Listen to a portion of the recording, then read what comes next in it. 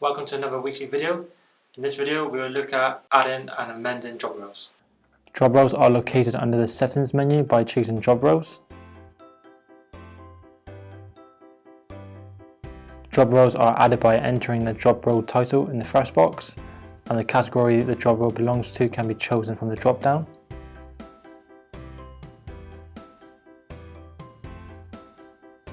If you need to amend the name of a job role, you can do this by clicking into the box containing the job role name, make your changes, and then use the bulk action menu to save it.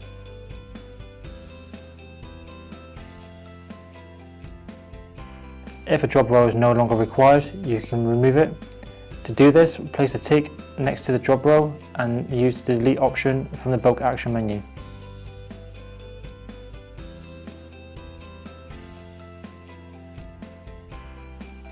Thanks for watching. Don't forget to like, subscribe and follow all of our social media platforms.